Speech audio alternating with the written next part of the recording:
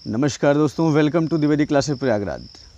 मैं हूं सुशील द्विवेदी और अभी कल के वीडियो में मैंने यूपीएसआई पे एक वीडियो बनाया था छोटा सा, जिसमें आपको बहुत ही महत्वपूर्ण इन्फॉर्मेशन दिया कि नोटिफिकेशन कब तक आउट हो रहा है और संशोधित विज्ञप्ति में क्या बताया गया है कि कितने पदों पे अब भर्ती होनी है।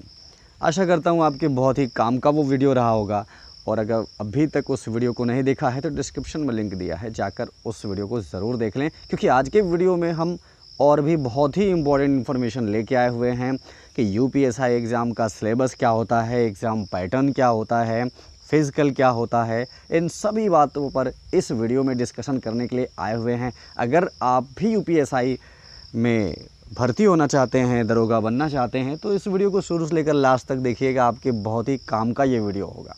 तो चलिए दोस्तों शुरू करेंगे इस वीडियो को लाइक कर लीजिएगा, चैनल को सब्सक्राइब कर लीजिएगा।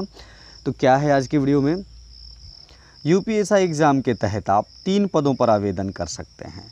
अब देखिए, सबसे पहला क्या होता है, ये सिविल पुलिस सब इंस्पेक्टर जिसे नागरिक पुलिस कहते हैं, और दूसरा होता है platoon commander Uttar Pradesh provincial armed constabulary sub inspector, और तीसरा होता है फायर सर्विस ऑफिसर।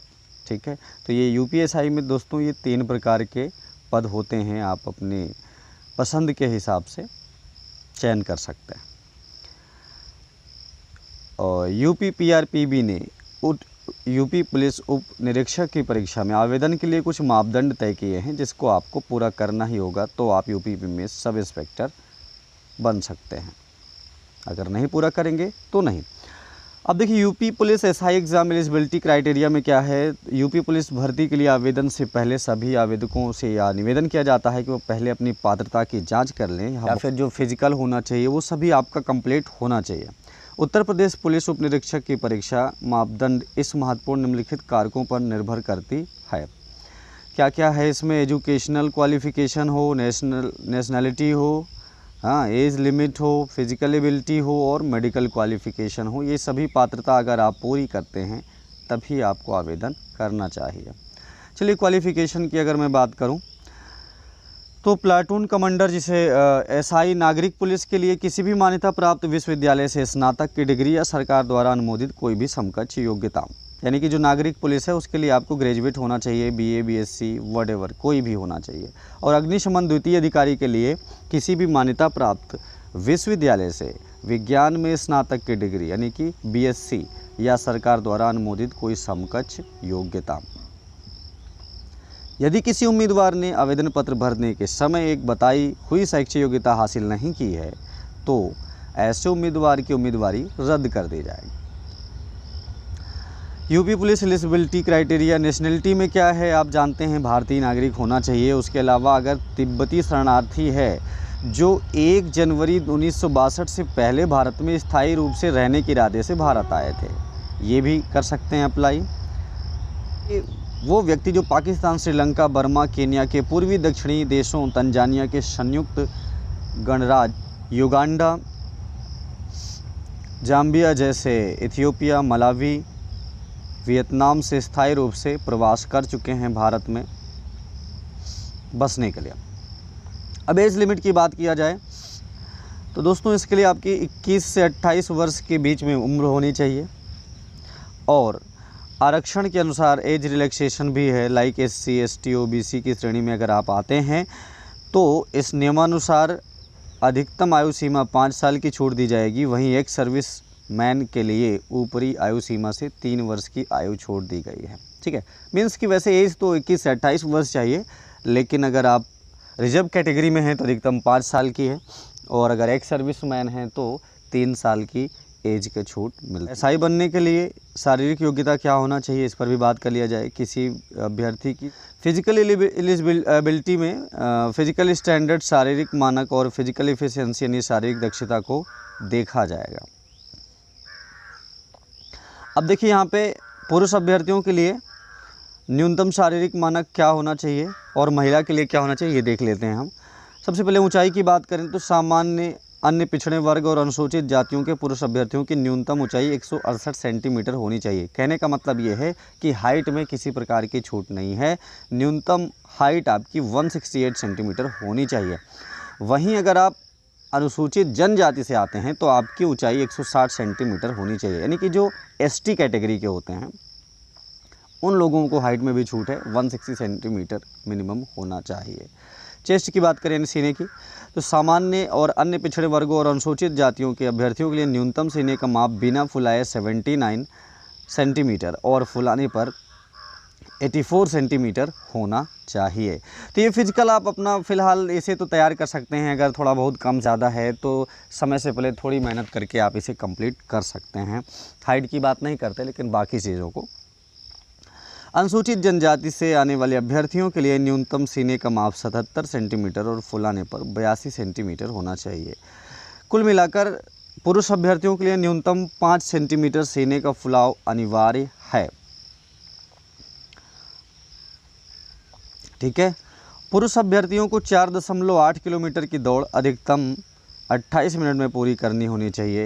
यानी कि 4800 मीटर की आपको दौड़ लगानी होगी, जो कि 28 मिनट में पूरा करना होगा। Police physical standard for female, अभी तो मेल के बारे में आपने देखा, फीमेल के बारे में देख लें।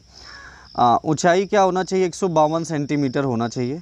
जनरल ओबीसी और एससी के लिए न्यूनतम ऊंचाई क्या होना चाहिए? 152 सेंटीमीटर। और एसटी कैटेगरी यानी जनजाति वाले जो होते हैं उनके लिए 147 सेंटीमीटर न्यूनतम हाइट होनी चाहिए।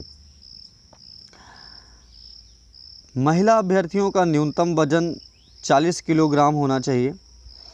महिला अभ्यर्थियों की 2.4 किलोमीटर की दौड़ 16 मिनट में पूरी करनी होगी। देखा जैसे कि पुरुष अभ्यर्थियों के लिए 4.8 किलोमीटर 28 मिनट में, बिल्कुल उसी तरीके से महिलाओं के लिए दौड़ कम है, जो कि 2.4 किलोमीटर 16 मिनट में पूरी करनी चाहिए। UP police SI minimum height required, तो ये तो खैर अभी आपको बता दिया, इसको अलग से देखने की ज़रूरत नहीं है। मेडिकल स्टैंडर्ड की बात करें दोस्तों, तो आपकी आंख 6/6 होनी चाहिए। लसिक सर्जरी की अनुमति नहीं है। आपको रंगों को पहचानना आना चाहिए, यानी कि कलर ब्लाइंडनेस नहीं होना चाहिए। अगर अभ्यर्थी इनमें से किसी भी चीज़ से knock, knee, flat foot, various when और स्क्वेंट इन आइज से परेशान है तो आपको मेडिकल में छांट दिया जाएगा। सुनने में किसी प्रकार की दिक्कत नहीं होनी चाहिए। आपका वजन और लंबाई उम्र के हिसाब से होना चाहिए। ठीक है, यानी कि ओवरवेट भी नहीं चलेगा और अंडरवेट भी नहीं चलेगा। फिजिकल एफिशिएंसी टेस्ट, दस्तावेज सत्यापन और शारीरिक मानक परीक्षण को सफलतापूर्वक उत्तीर्ण करने वाले छात्रों को शारीरिक दक्षता परीक्षा के लिए बुलाया जाएगा। यह भी एक क्वालिफाइंग प्रकृति की परीक्षा है। शारीरिक दक्षता परीक्षा का आयोजन यह देखने के लिए किया जाता है कि छात्र शारीरिक रूप से फिट है या नहीं, क्या यह आगे की ट्रेनिंग सह पाएगा। फिजिकल टेस्ट में फेल होने का मतलब है कि अगर आपने रिटर्न क्लियर कर लिया है तब भी आपको नौकरी नहीं मिल पाएगी। यानी कि कहने का मतलब साफ है कि आपको रिटर्न तो क्वालिफाई करना है, उसके साथ साथ फिजिकल भी क्लियर करना है। ठीक है। यूपीएसआई एग्ज़ाम के सभी चरणों में सफल पाए गए अभ्यर्थियों की लिखित परीक्षा में प्राप्त अंकों के आधार पर क्रम के अनुसार प्रत्येक श्रेणी के अभ्यर्थियों की एक मेरिट लिस्ट तैयार किया जाएगा, जिसे बोर्ड की वेबसाइट पर अपलोड कर दिया जाता है। उम्मीदवारों को यह सुनिश्चित करना होगा कि निर्धारित चिकित्सा मानक को पूरा करने में सक्षम हो पा रहा है। एसआई पद के लिए चिकित्सीय रूप से अनुपयुक्त पाए गए उम्मीदवारों को हटा दिया जाता है।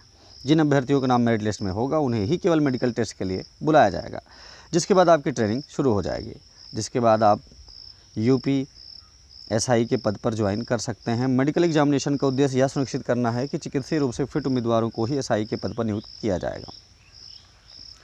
How prepare SI exam merit list, तो मेरिट लिस्ट में तो दोस्तों वही है, आप जो रिटर्न देंगे और ये जो यदि 2 या 2 से अधिक अभ्यर्थी समान अंक प्राप्त करते हैं तो फाइनल मेरिट लिस्ट इन निम्नलिखित कारकों को ध्यान में रखकर बनाई जाएगी। क्या क्या है? अगर आपके पास इन 3 में से कोई भी एडिशनल क्वालिफ़िकेशन मौजूद है तो आपको पहले प्रेफरेंस दिया जाएगा। जैसे ये कंप्यूटर में O लेवल हो, प्रादेशिक से सेना में न्यूनतम 2 वर्ष की अवधि किया हो, या राष्ट्रीय कैडेट कोर यानी एनसीसी का B प्रमाण पत्र हो। अगर ऊपर में बताए हुए एडिशनल क्वालिफ़िकेशन में टाई अप होता है तो अधिक आयु वाले अभ्यर्थी को पहले वरीयता कर दी जाएगी। यानी कहने का मतलब सबसे पहले अगर सब अभ्यर्थियों के मार्क्स सेम हो जाते हैं तो इनमें से अगर कोई सर्टिफिकेट है तो वो प्रेफरेंस किया जाएगा। अब अगर उन दोनों के पास यही सर्टिफिकेट है तो फिर उनमें से जिसकी एज ज़्यादा होगी उसे प्रेफर किया जाएगा। यदि ऊपर लिखित के बावजूद भी एक से अधिक अभ्यर्थी समान हो तो ऐसे अभ्यर्थियों को वरीयता उनके हाई स्कूल प्रमाण पत्र में लिखे हुए नाम के अंग्रेजी वर्णमाला के क्रम के अनुसार निर्धारित की जाएगी। चलिए अब एग्ज़ाम सिलेबस पे बात कर लेते हैं, एग्ज़ाम पैटर्न पे बात कर लेते हैं। ठीक है, MCQ टाइप के क्वेश्चन पूछे जाते हैं, मतलब कि किन्हीं 4 विकल्पों में से किसी एक के ही उत्तर सही होता है, जिसमें कि आपके द्वारा दिए गए प्रत्येक सही उत्तर के लिए आपको 2.5 अंक दिए जाएंगे। उम्मीदवारों द्वारा किसी भी गलत उत्तर के लिए कोई नकारात्मक अंकन नहीं होगा, यानी कहने का मतलब यहाँ पे नेगेटिव मार्किंग नहीं है। ठीक है, प्रश्न पत्र को 4 भागों में विभाजित किया गया है, जिसमें कुल मिलाकर 160 प्रश्न पूछे जाएंगे। परीक्षा में पूछे जाने वाले प्रश्न इन विषयों से होंगे। क्या क्या होगा? सामान्य हिंदी आता है, अब देख लीजिए आप अपना सिलेबस यहाँ पे। सामान्य हिंदी होगा, कानून, संविधान और सामान्य ज्ञान होगा, संख्यात्मक एवं मानसिक योग्यता होगा, जिससे मैथ्स और रीजनिंग रीजनिंग के टॉपिक हैं ये 3rd और 4th जो है। मानसिक अभिरुचि परीक्षा, बुद्धिलब्धि परीक्षा और तार्किक, ये आपका रीजनिंग से रिलेटेड हो जाएगा और ये मैथ से रिलेटेड हो जाएगा। ठीक है, यही 4 आते हैं, यानी कि आपको सिलेबस में जो तैयारी करनी है दोस्तों, हिंदी पढ़ना है अच्छे से और ये GS पढ़ना है जिसमें कानून और संविधान के बारे में। उसके अलावा ये मैथ्स रीजनिंग करना है, इसके द्वारा आप बढ़िया अच्छे अंक प्राप्त कर सकते हैं। अब यहाँ पे देख सकते हैं सभी के जनरल हिंदी से 40 क्वेश्चंस आते हैं 100 मार्क्स के। लॉ एंड कॉन्स्टिट्यूशन से भी 24 क्वेश्चन आते हैं जो कि 100 मार्क्स के नहीं, मिला के general knowledge and law of constitution मिला के 40 क्वेश्चन यहाँ भी होते हैं और 100 मार्क्स के, यानी 16 क्वेश्चन जनरल नॉलेज से और लॉ कॉन्स्टिट्यूशन से 24। ठीक है, न्यूमेरिकल एंड मेंटल एबिलिटी से 40 क्वेश्चन होंगे, ये भी 100 मार्क्स के होंगे, और मेंटल एप्टीट्यूड टेस्ट से भी 40 क्वेश्चन होंगे, 100 मार्क्स होंगे, यानी टोटल 400 मार्क्स का आपका एग्ज़ाम होगा। ठीक है, लिखित परीक्षा को पूरा करने के लिए आपको अधिकतम 120 मिनट का समय दिया जाएगा, यानी 2 घंटे में आपको ये 160 प्रश्न दोस्तों करने होंगे। तो इस हिसाब से आपको अपनी तैयारी रखनी है। आपके मैथ और रीजनिंग के टॉपिक में बहुत ही जल्द शुरू करने वाला हूँ, अच्छे से आपकी तैयारी यहाँ पे हो जाएगी। UPSI के लिखित परीक्षा में पास होने के लिए आपको हर विषय में कम से कम 50% अंक प्राप्त करने होंगे। देख लीजिए, आप अच्छे से समझ लीजिए, ये बहुत इंपॉर्टेंट है आपके लिए। ऐसा नहीं है कि किसी एक विषय में आपने बहुत अच्छा कर दिया और दूसरे में बिल्कुल नहीं कर पाए, तो उससे काम नहीं चलने वाला है, आपको रिटन एग्ज़ाम में फेल कर दिया जाएगा। यानी ध्यान रखिएगा, अगर आपको क्वालिफाई होना है तो इन चारों सब्जेक्ट में मिनिमम 50% मार्क्स लाने हैं, तभी आप क्वालिफाइड होंगे। और सिर्फ क्वालिफाई होने से तो काम चलना नहीं है, मेरिट लिस्ट भी बननी है ना, इसलिए 50% नहीं, टारगेट करिए कि कम से कम 80% सभी में बने। ठीक है, अगर आपको उत्तर प्रदेश में उप निरीक्षक बनना है तो चारों भागों में 50% अंक हासिल करने ही होंगे। आवेदन कैसे करें ये सब तो ठीक है, जब नोटिफिकेशन आएगा तो आपको पता है, ऑनलाइन एग्ज़ाम आप भर सकते हैं फॉर्म, उसमें कोई बताने की ज़रूरत नहीं है। और ये एप्लीकेशन फ़ी ये भी कोई काम का नहीं, ये सब आप जान जाएंगे। प्रमोशन एंड कैरियर ग्रोथ, पहले आप सेलेक्ट हो जाओ, ये सब तो बाद में सब पता चल जाएगा। ठीक है, तो दोस्तों ये रहा आपके लिए बहुत ही इम्पोर्टेंट वीडियो। आशा करता हूँ आपके काम का रहा होगा, अगर काम का है तो वीडियो को लाइक भी कर लो और चैनल को सब्सक्राइब कर लें। मिलता हूँ अगली अपडेट के साथ, थैंक यू।